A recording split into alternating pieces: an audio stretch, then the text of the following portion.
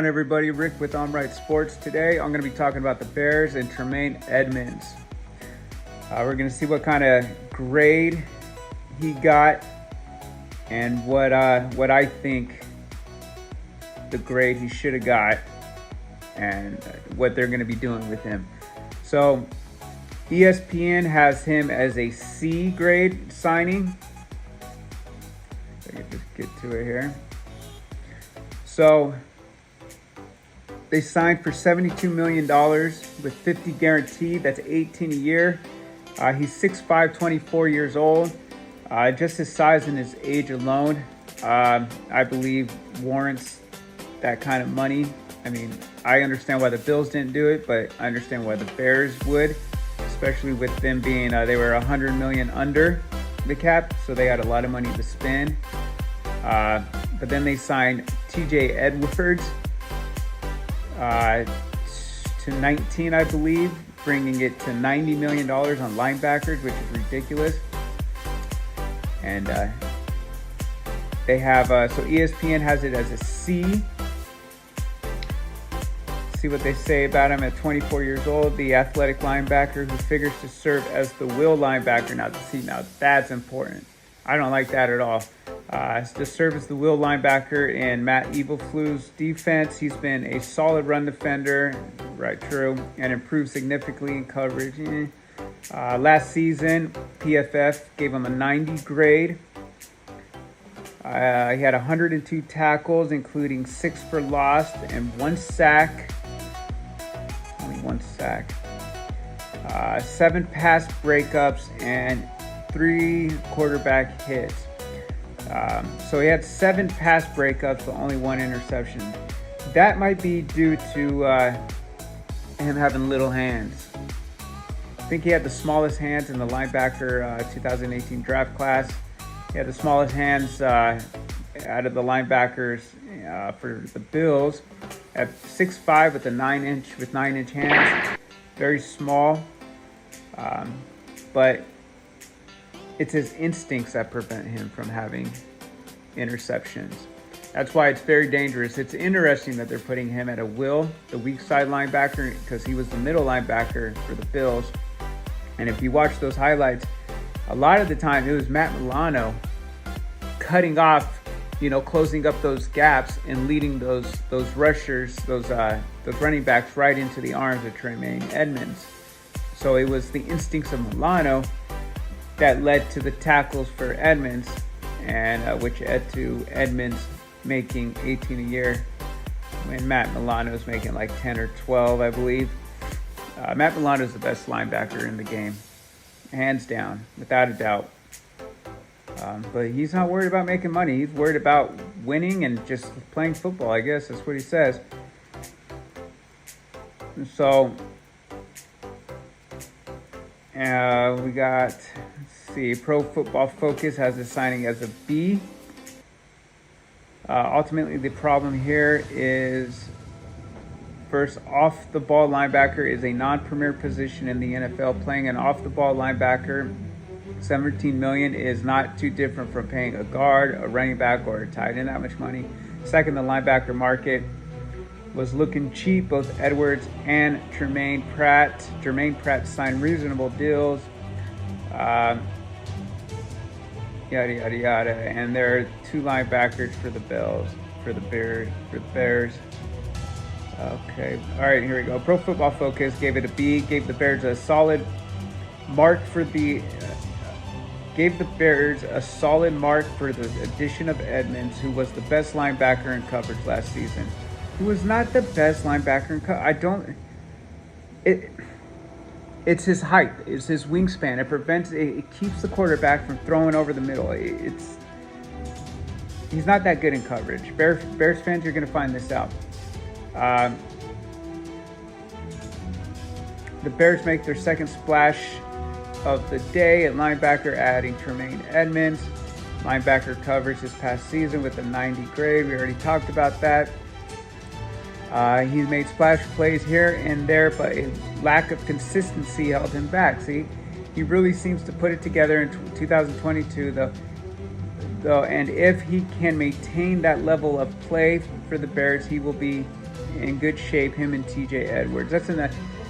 He is reliable. He does stay healthy, so that's a good thing. Athletic gave it an A after yielding 375.9 yards per game, fourth most, and a league high of 72.2 points per game. Chicago's intentions of improving its defenses are clear.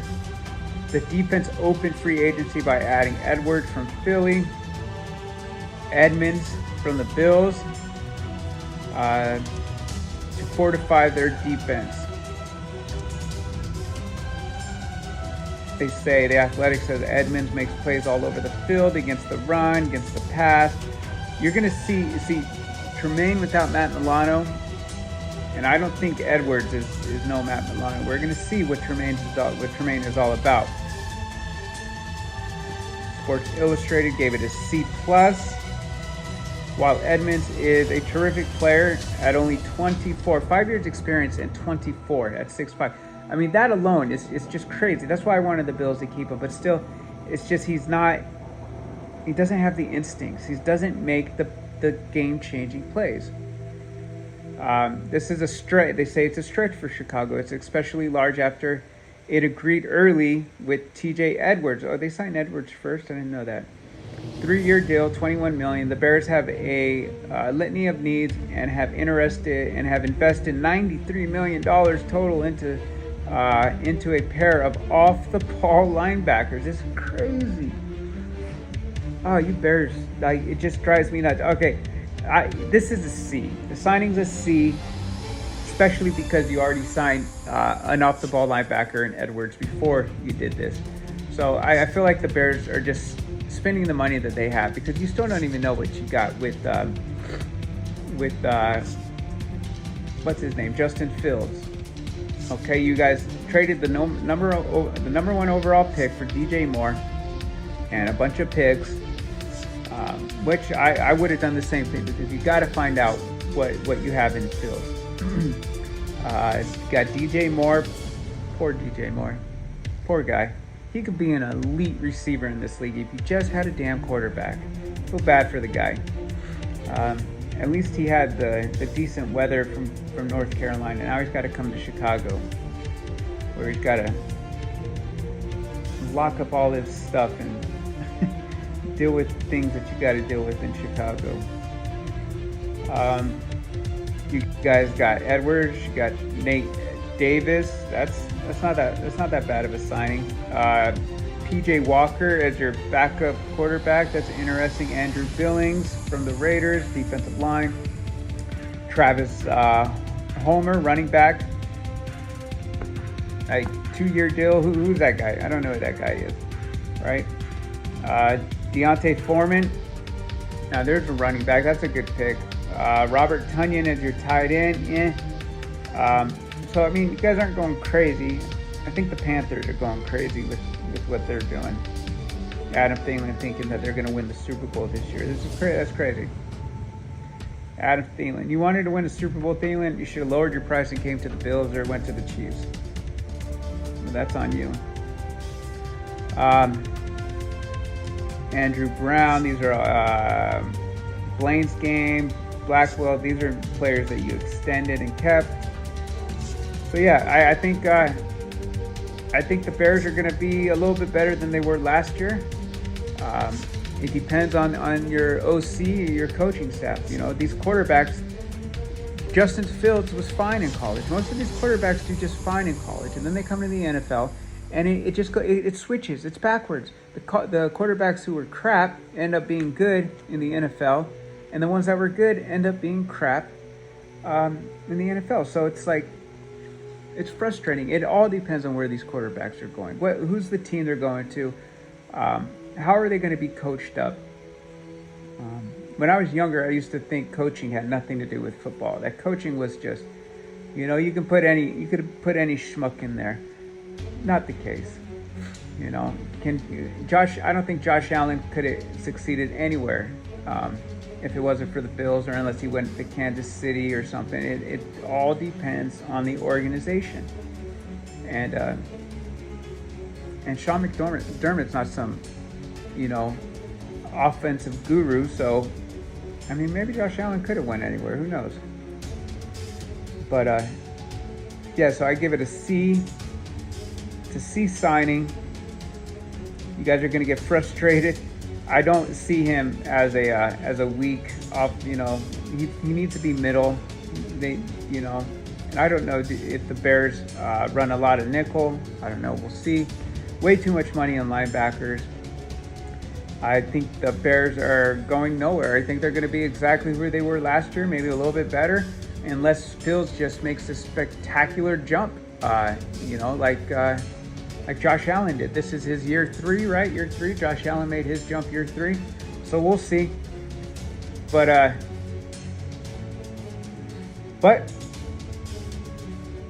most likely I'm right about this.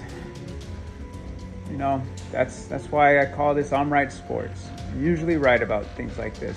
As for the Bills losing Tremaine, I don't think the Bills are going to sign a free agent linebacker. They might draft one. It won't be early in the draft unless, you know, there's one falls to them. It's the best draft pick at that moment, you know, because they go with their board. They go with, you know, the best player at that moment. They don't go for need.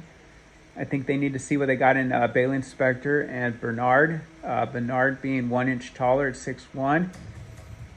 They're not going to move Matt Milano to the middle. He's still going to be the weak linebacker. But the Bills, you know, a lot of the times Matt Milano, he would play Mike. You know, he would be that quasi Mike linebacker a lot of the times.